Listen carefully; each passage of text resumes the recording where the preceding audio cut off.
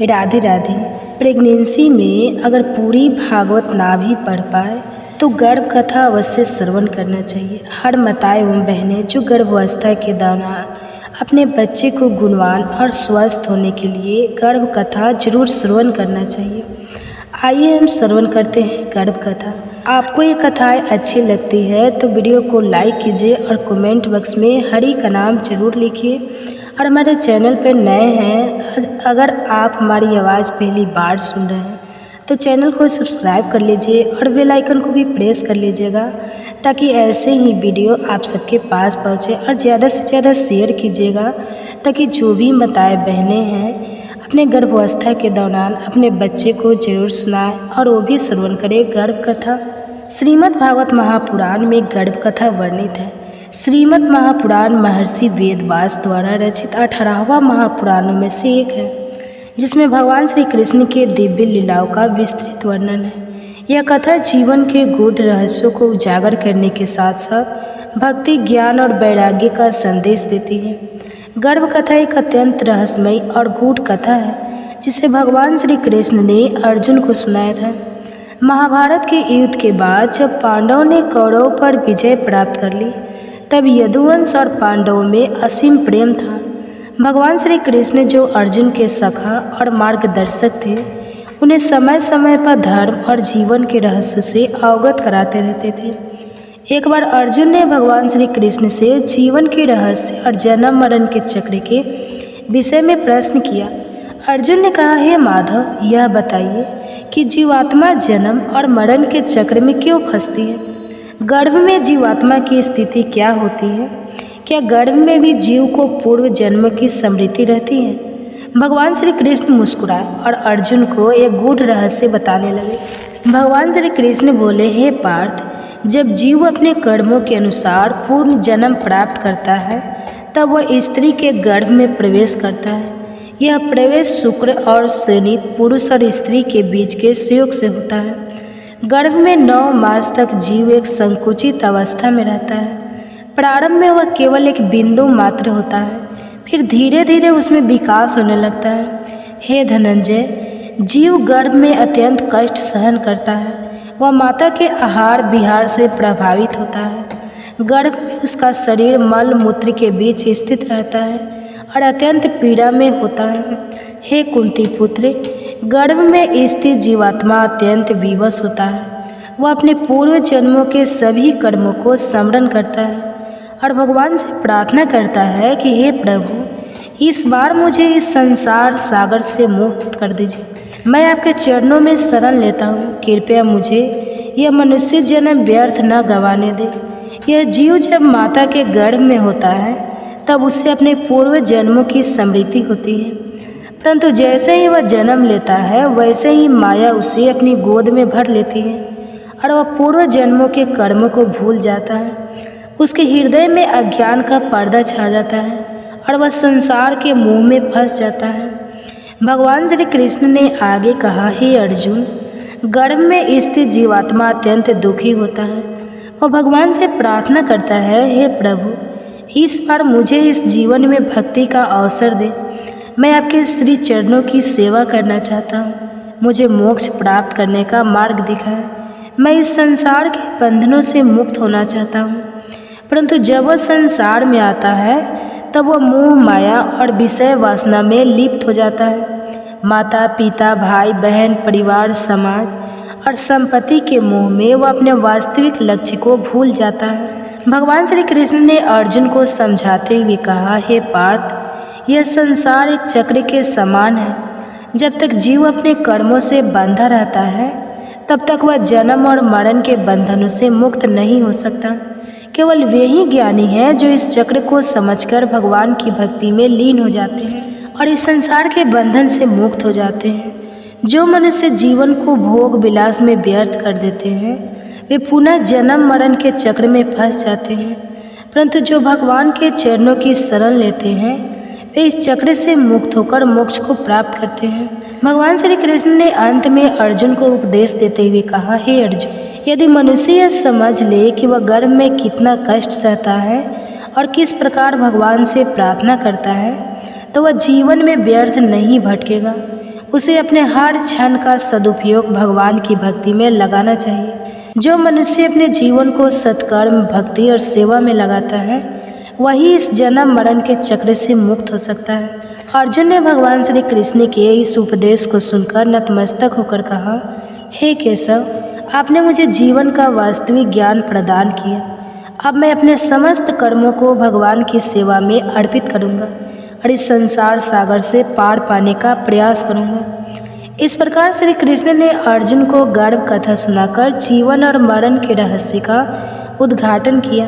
यह कथा हमें सिखाती है कि जीवन अनमोल है और इसे भक्ति, सेवा और सत्कर्मों में लगाना चाहिए, ताकि हम इस संसार के बंधन से मुक्त होकर मोक्ष को प्राप्त कर सकें। तो आप सबों को ध्रुव की कथा श्रवण कराती हूँ, जो बहुत समय पहले की बात है। प्राचीन काल में सूर्यवंश में उत्तानपाद नामक राजा राज्य करते थे।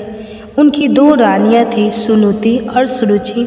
सुनीति राजा की ज्येष्ठ रानी थी, किंतु राजा को अधिक प्रिय उनकी दूसरी रानी सुरुचि थी। इस कारण सुनीति और उनके पुत्र ध्रुव को राजमहल में तिरस्कार और अपमान का सामना करना पड़ता था। भगवान विष्णु की कृपा से ध्रुव का जन्म हुआ, परंतु उनका जीवन प्रारंभ से ही संघर्षमय रहा। जब ध्रुव छोटे थे, तब एक दिन राजमहल में एक घटना घटी जिसने उनके जीवन को बदल दिया। श्रीमद् भागवत में वर्णित है कि जब ध्रुव अपनी माता सुनीति के गर्भ में थे, तब वे अन्य साधारण जीवों की तरह गर्भ में ही भगवान को पुकार रहे थे। प्रत्येक जीवात्मा को गर्भ में अपने पूर्व जन्म के कर्मों का स्मरण रहता है और ध्रुव भी इससे अछूते नहीं थे। जब ध्रुव अपनी माता के गर्भ में थे, तब उन्हें अपने पूर्व जन्म के संस्कारों का आभास हुआ। गर्भ में स्थित अवस्था में उन्होंने भगवान से प्रार्थना की, हे प्रभु, मुझे इस संसार सागर से पार होने का मार्ग दिखाइए। मैं इस जन्म में आपका स्मरण और भक्ति करना चाहता हूँ।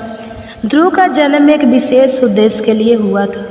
गर्भ में भी वे भगवान की कृपा प्राप्त करने की इच्छा से युक्त थे।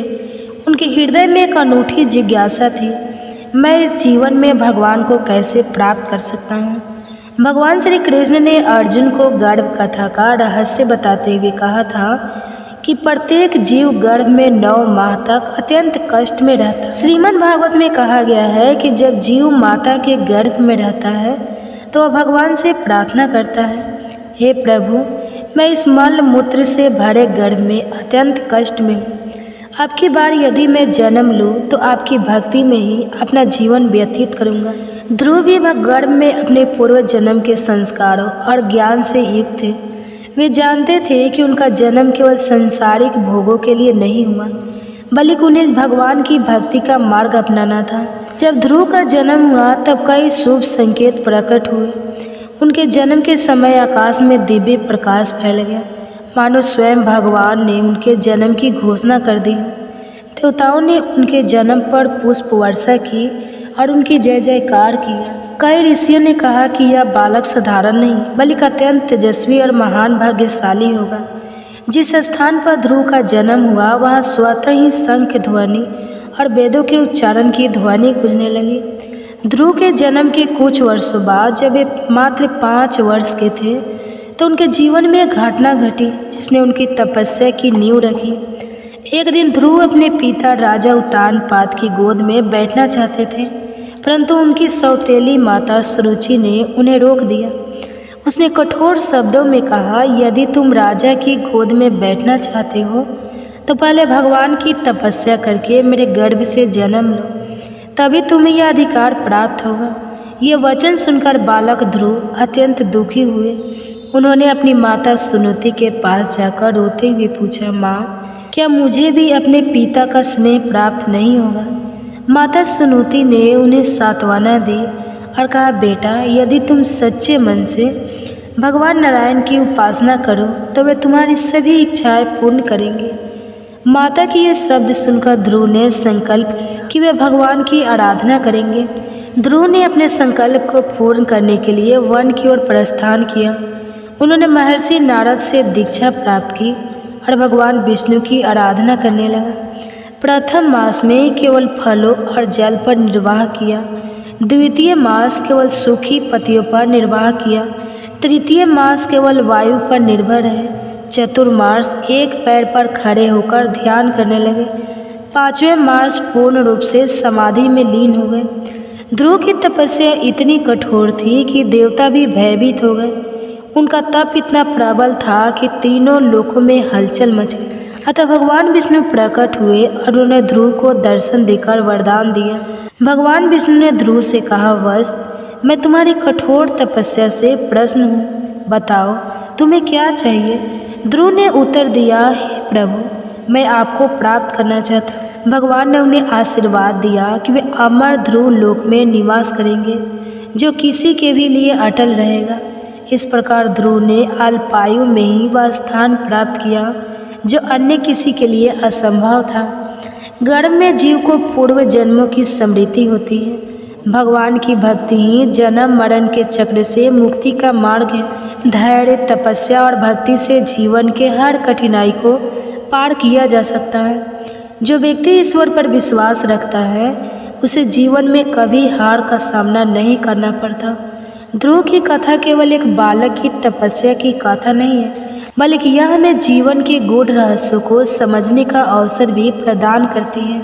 यह कथा हमें सिखाती है कि यदि हम भगवान की भक्ति में लीन हो जाए तो जीवन के सभी कष्ट समाप्त हो सकते हैं। गर्भ में भी जीवात्मा को अपने उद्देश्य की पहचान हो सकती है और ध्रुव ने इसे अपने तप के माध्यम से सिद्ध कर दिखाया।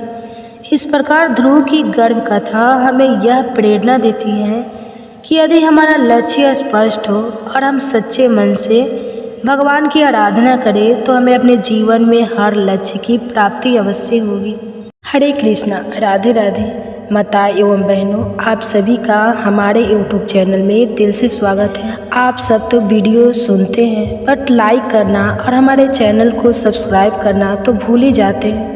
आप लोग उतना प्यार नहीं देते हमारे वीडियो को, इसलिए हम वीडियो स्टार्ट करें और आप इसमें खो जाए इससे पहले हमारे चैनल वंदना काव्या को सब्सक्राइब कर लीजिए और साथ ही बेल आइकन को भी प्रेस कर लीजिए ताकि ऐसे ही वीडियो आप सबके पास पहुँचे। और हाँ, ज़्यादा से ज़्यादा इस वीडियो को शेयर भी कीजिए ताकि जो भी माताएं बहनें हैं हमारे गर्भ धारण की हुई है, इस अवस्था में है, तो वो भी इस वीडियो को ज़रूर सुने और देखें। ये वीडियो सुनने से गर्भस्थ शिशु के लिए अच्छा है। इसके लिए माँ एक शांत अवस्था में बैठ जाए, अपने बच्चे को दिल से पुकारे और उनको इस कथा का श्रवण कराए। तो प्रिय श्रोताओं, आज हम श्रवण करते हैं गर्भ कथा में श्री कृष्ण की जन्म की कथा। भगवान श्री कृष्ण जो साक्षात नारायण के अवतार माने जाते हैं, उसका आज हम श्रवण करेंगे। तो वीडियो अच्छा लगेगा तो वीडियो को लाइक ज़रूर कीजिएगा और हमारे चैनल को सब्सक्राइब भी ज़रूर कर लीजिएगा। आपसे निवेदन है, विनती है।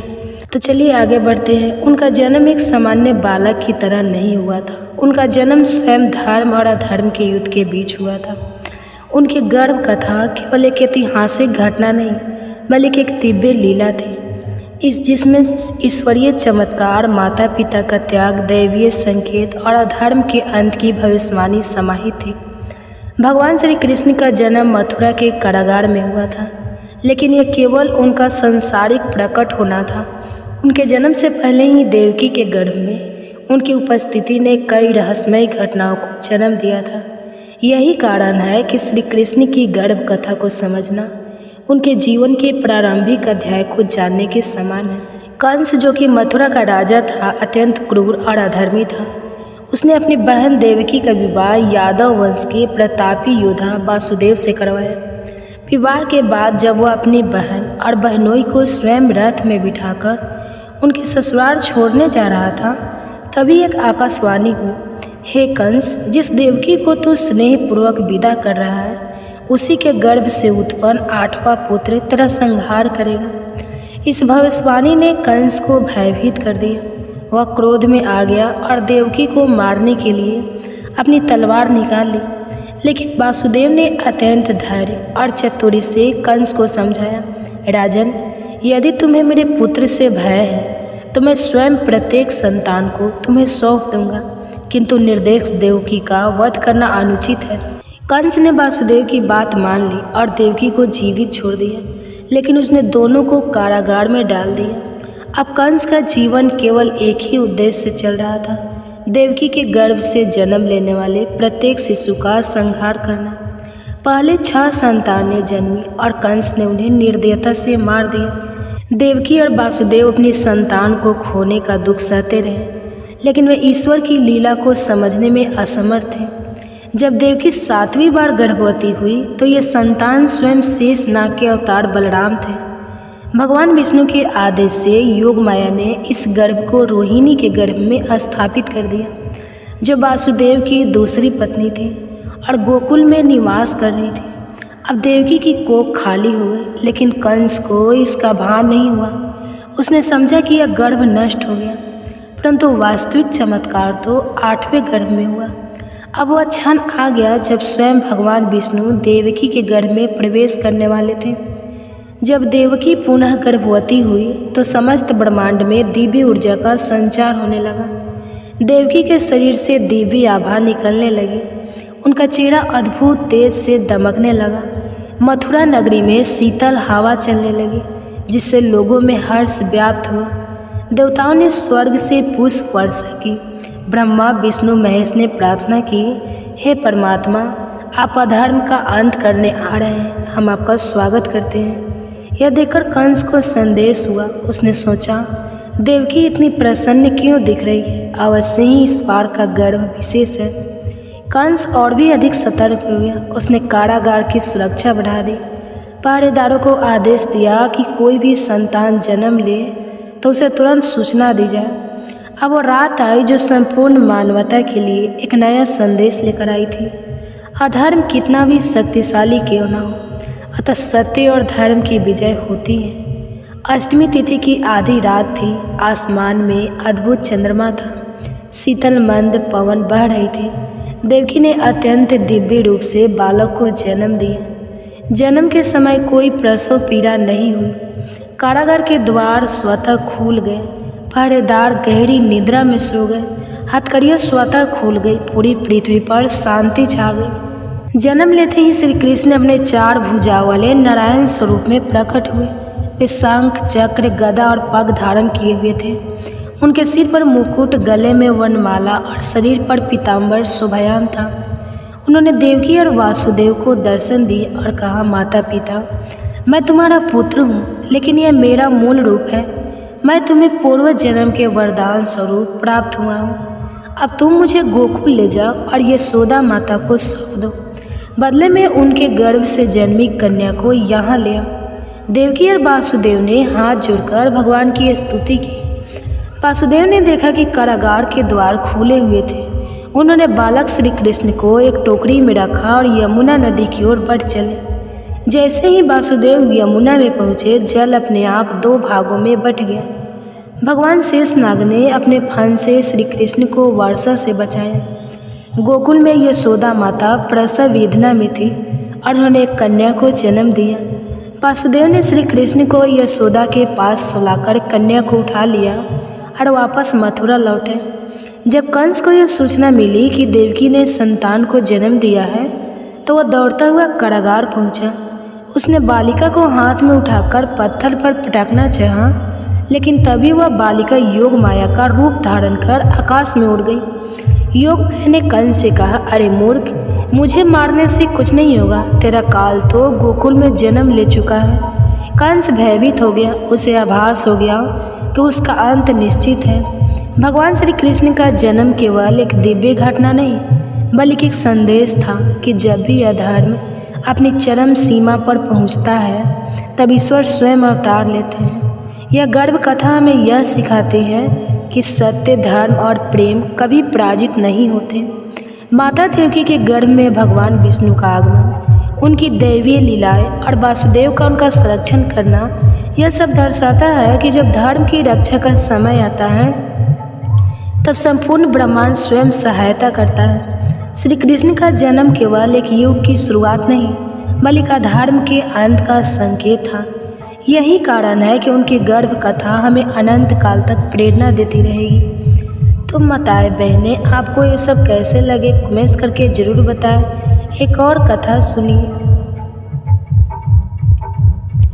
गर्भ का अर्थ केवल एक बच्चे को जन्म देने की प्रक्रिया से कहीं अधिक है। यह सृजन, मर्तित्व, प्रेम और संघर्ष का मिश्रण है।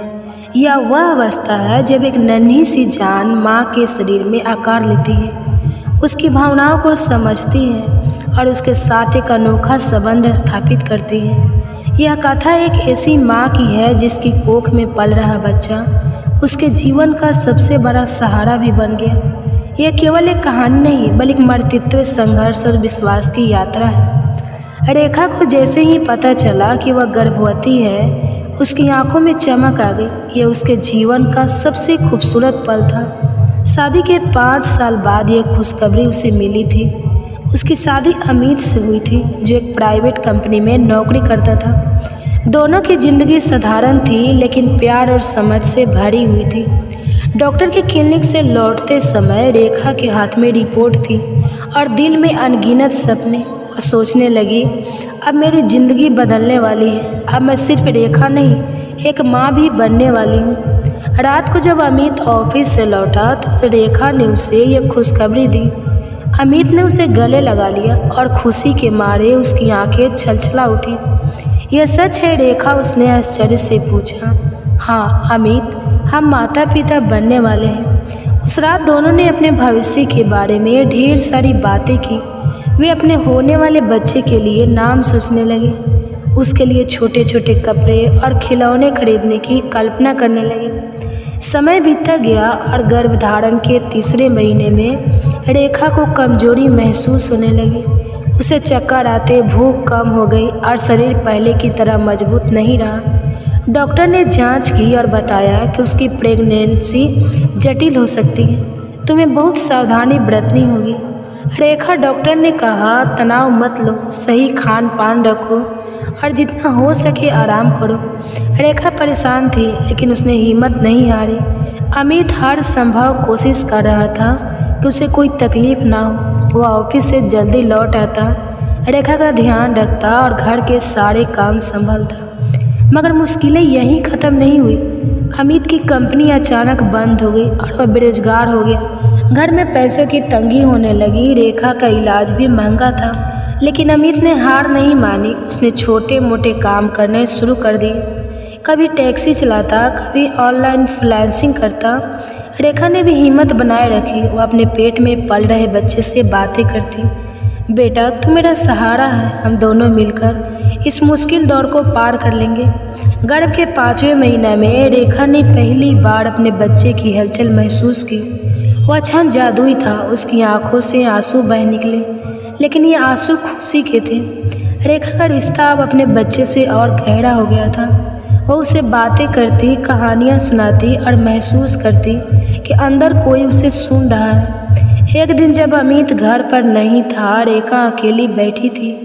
अचानक उसे घबराहट होने लगी, पेट में तेज दर्द हुआ और वह बेहोश हो गई। पड़ोस की महिला उसे अस्पताल ले गई। डॉक्टर ने बताया कि उसकी हालत नाजुक है लेकिन चिंता की कोई बात नहीं। जब अमित अस्पताल पहुंचा तो उसने रेखा को देखा और उसके पास बैठकर उसका हाथ थाम लिया। सब ठीक हो जाएगा रेखा, उसने विश्वास से कहा। रेखा ने हल्की मुस्कान दी। हमारा बच्चा बहुत मजबूत है अमित, मुझे पता है यह हमें कभी हारने नहीं देगा। गर्भ के 8वें महीने तक आते आते उनकी आर्थिक स्थिति कुछ बेहतर हुई। अमित को एक नई नौकरी मिल गई थी और अब वे अपने बच्चे के स्वागत के लिए तैयार थे। गर्भ के 9वें महीने में एक रात रेखा को प्रसव पीड़ा शुरू हुई। अमित उसे अस्पताल ले गया। वहाँ घंटों इंतजार के बाद डॉक्टर बाहर आए और बोले, बधाई हो, आपको बेटा हुआ है। अमित की आंखों में आंसू आ गए। उसने भगवान का धन्यवाद किया और दौड़ते हुए रेखा के पास पहुंचा। रेखा ने थकान भरी मुस्कान के साथ अपने बेटे को देखा। देखो अमित, यह हमारा सपना था जो अब हमारी गोद में है। बच्चे ने अपनी छोटी सी मुट्ठी से रेखा की उंगली पकड़ ली। यह स्पर्श एक नया वादा था, एक नई शुरुआत, जहां माँ और बेटे का रिश्ता और भी गहरा हो गया। यह गर्भ की केवल एक कहानी नहीं बल्कि मातृत्व की शक्ति, संघर्ष की परीक्षा और प्रेम की जीत का प्रमाण थी। रेखा और अमित की तरह ही हर माता पिता अपने बच्चे के लिए कई त्याग करते हैं, कठिनाइयों से लड़ते हैं, लेकिन अंत में उनके जीवन में एक नन्हा सा उजाला आकर सारी परेशानियों को दूर कर देता है। गर्भ केवल एक शारीरिक प्रक्रिया नहीं बल्कि एक भावनात्मक और आध्यात्मिक यात्रा भी है। यह वह सफ़र है जहाँ एक माँ अपने बच्चे को जन्म देने से पहले ही उससे प्यार करने लगती है और एक बच्चा जन्म से पहले ही अपनी माँ का सहारा बन जाता है। आज आप श्रवण करेंगे गर्भ कथा, जिसे गर्भवती माता को सुबह शाम अपने गर्भस्थ शिशु को एक कथा जरूर श्रवण कराना चाहिए, जिससे बच्चा दीर्घायु होता है। तो आपसे अनुरोध है कि अगर आप आज हमारे चैनल पर पहली बार आए हैं, आज अगर पहली बार आप मेरी आवाज़ को सुन रहे हैं, तो हम ऐसे ही कथा आपको सुनाएंगे। आप सपोर्ट कीजिए, आप हमारे चैनल को सब्सक्राइब कर लीजिए। अगर वीडियो अच्छा लगेगी तो वीडियो को लाइक कीजिए और कमेंट में जय श्री कृष्णा ज़रूर लिखिएगा, ताकि इस कमेंट्स के माध्यम से हमें पता चलता है कि हमारी जो गर्भ कथा है, जो हम भागवत गीता से लेकर आते हैं, ये कथाएँ आपको अच्छी लगती है। इसलिए अगर आप सपोर्ट कीजिएगा, अगर आपको अच्छा लगेगा, आप कमेंट्स कीजिएगा, तो हम ऐसे ही कथा आपके पास लेकर हमेशा के लिए आते रहेंगे और आप लोग को सुनाते रहेंगे। और ज़्यादा से ज़्यादा वीडियो को शेयर कीजिए, ताकि और भी जितने माताएं बहनें हैं उनके पास भी ये वीडियो जाए और ये वीडियो उन लोग भी देखें। आप लोग सपोर्ट कीजिएगा और कमेंट बॉक्स में हरे कृष्णा या जय श्री राधे कृष्णा ज़रूर लिखिएगा। तो चलिए आज हम श्रवण करते हैं गर्भ कथा, जिसे गर्भवती माता अपने गर्भस्थ शिशु को जरूर सुनाएं। इसके लिए एक शांत अवस्था में बैठ जाए, जहाँ बहुत ज़्यादा डिस्टर्ब ना हो। अपने दोनों हाथ को मलता से गर्भ पर रख लें और अपने गर्भस्थ शिशु को धीरे से पुकारे और उन्हें ये श्री कृष्ण की बातें जरूर सुनाएं। श्री कृष्ण ने महाभारत और श्रीमद् भागवत गीता में कई स्थानों पर कर्म, फल और आत्मा के विषय में महत्वपूर्ण बातें कही है। विशेष रूप से जब वह माता देवकी के गर्भ में थे, तब और अन्य अवसरों पर उन्होंने आत्मा और कर्म के सिद्धांतों को स्पष्ट किया। भगवान श्री कृष्ण स्वयं भगवान विष्णु के अवतार थे। उनके जन्म से पहले माता देवकी और वासुदेव ने उनकी दिव्यता को अनुभव किया। श्री कृष्ण ने देवकी को गर्भ में ही दर्शन देकर कहा था कि वे परमात्मा हैं और कंस के अत्याचारों को समाप्त करने के लिए जन्म ले रहे हैं। इसके अतिरिक्त श्रीमद् भागवत महापुराण में वर्णन मिलता है कि जब माता सुभद्रा के गर्भ में अभिमन्यु थे, तब अर्जुन ने उन्हें चक्रव्यूह भेदन की विद्या सिखाई थी। अभिमन्यु ने गर्भ में ही आधा ज्ञान प्राप्त कर लिया था, जो महाभारत युद्ध में उनके जीवन का महत्वपूर्ण हिस्सा बना। यह माना जाता है कि जब कोई बच्चा गर्भ में होता है, तब वह दिव्य ज्ञान से युक्त होता है। श्रीमद् भागवत महापुराण में उल्लेख मिलता है कि महाराज प्रहलाद ने भी गर्भ में ही नारद मुनि से भक्ति का ज्ञान प्राप्त किया था। इसी प्रकार आधुनिक समय में भी गर्भस्थ संस्कार पर ध्यान दिया जाता है, ताकि शिशु अच्छे विचार और संस्कार धारण कर सके। श्रीमद् भागवत गीता में भगवान श्री कृष्ण ने कर्म, उसके फल और मनुष्य के कर्तव्य के विषय में विस्तृत रूप से बताया है। श्री कृष्ण ने गीता में कहा है, मनुष्य का अधिकार केवल कर्म करने पर है, लेकिन फल की इच्छा नहीं करनी चाहिए। भगवान श्री कृष्ण ने बताया कि मनुष्य को सुख, दुख, लाभ, हानि, जय पराजय में सम्मान रहना चाहिए। जो व्यक्ति निष्काम भाव से कर्म करता है, वही सच्चा योगी और ज्ञानी होता है। श्री कृष्ण के अनुसार हर व्यक्ति को अपने पूर्व जन्म के कर्मों का फल प्राप्त होता है। जन्म, मृत्यु, सुख, दुख, यह सब पूर्व जन्मों के कर्मों पर निर्भर करता है। जो व्यक्ति सत्य, दया, दान और भक्ति करता है, उसे उत्तम लोकों की प्राप्ति होती है। जो पाप, छल, हिंसा और अधर्म करता है, उसे नरक या निम्न योगी में जन्म लेना पड़ता है। भगवान श्री कृष्ण ने अर्जुन को निष्काम कर्म योग का उपदेश दिया। उन्होंने कहा कि बिना किसी स्वार्थ के किया गया कर्म ही मोक्ष का मार्ग बनता है। यह माना जाता है कि माता के गर्भ में ही शिशु अपने कर्मों के आधार पर कुछ अनुभव करने लगता है। जब कोई स्त्री धार्मिक ग्रंथों का पाठ करती है, तो उसका प्रभाव गर्भस्थ शिशु पर ही पड़ता है। गर्भ में ही नारद मुनि ने भगवान विष्णु की भक्ति सिखाई थी प्रहलाद को। अभिमन्यु अर्जुन से गर्भ में ही युद्ध विद्या का ज्ञान प्राप्त किया। आदि शंकराचार्य जन्म से ही वेदों और उपनिषदों का ज्ञान था। भगवान श्री कृष्ण ने स्पष्ट किया कि मनुष्य को अपने कर्मों का फल अवश्य मिलता है।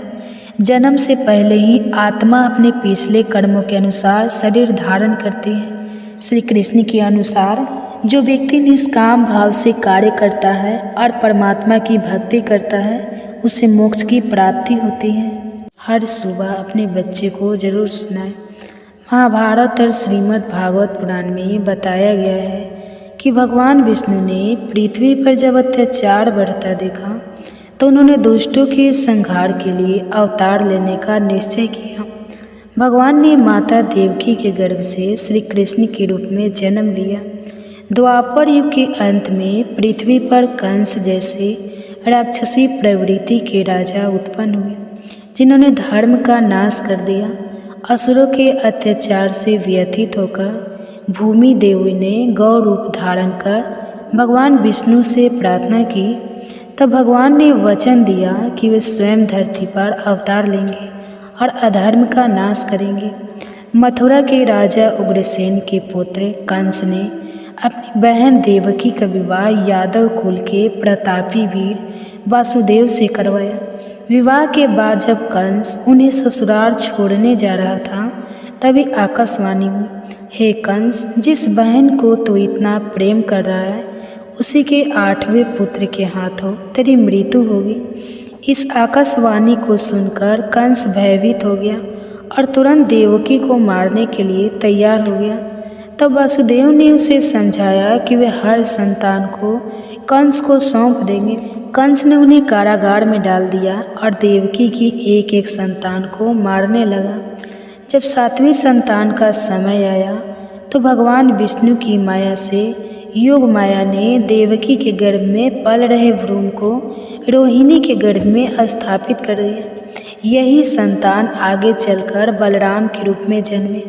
फिर भगवान विष्णु ने देवकी के गर्भ में स्वयं श्री कृष्ण के रूप में प्रवेश किया। जैसे ही वे माता देवकी के गर्भ में आए, चारों दिशाओं में दिव्य प्रकाश फैल गया, वातावरण शुद्ध हो गया। देवताओं ने आकाश से पुष्प वर्षा की। भाद्रपद मास की अष्टमी तिथि रोहिणी नक्षत्र और मध्य रात्रि का समय था। जब चारों ओर घना अंधकार छाया था तब भगवान श्री कृष्ण ने माता देवकी के गर्भ से जन्म लिया। जन्म के समय देवकी और वासुदेव के बंधन स्वयं टूट गए। कारागार के पहरेदार सो गए। जेल के दरवाजे अपने आप खुल गए। चारों दिशाओं में दिव्य प्रकाश फैल गया। भगवान श्री कृष्ण चतुर्भुज रूप में प्रकट हुए। उनके एक हाथ में शंख, दूसरे में चक्र, तीसरे में गदा और चौथे में पग था।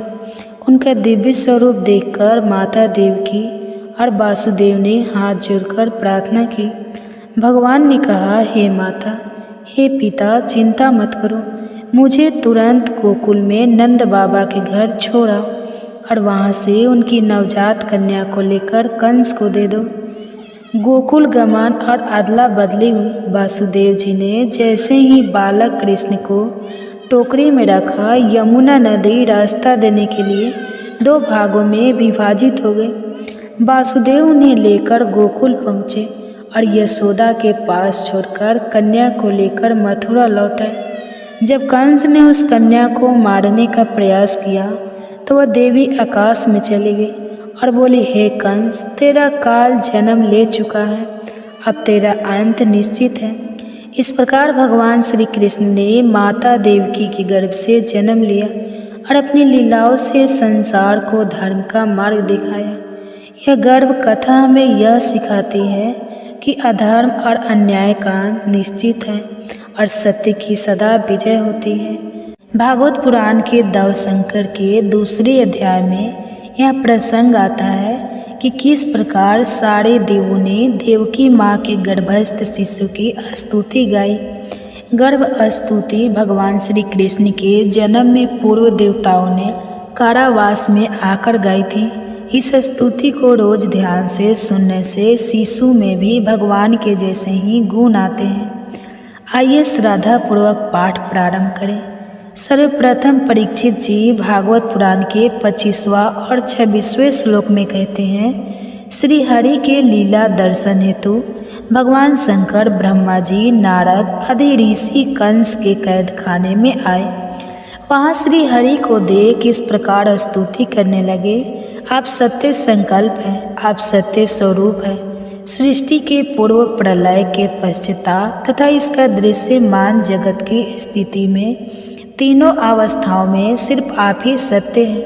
पृथ्वी, जल, अग्नि, वायु और आकाश, यह 5 दृश्य मान्य सत्य भी आपके ही रूप है।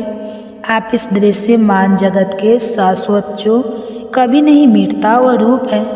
भगवान, हम सभी बस आप सत्य स्वरूप ही शरण में ही आए हैं।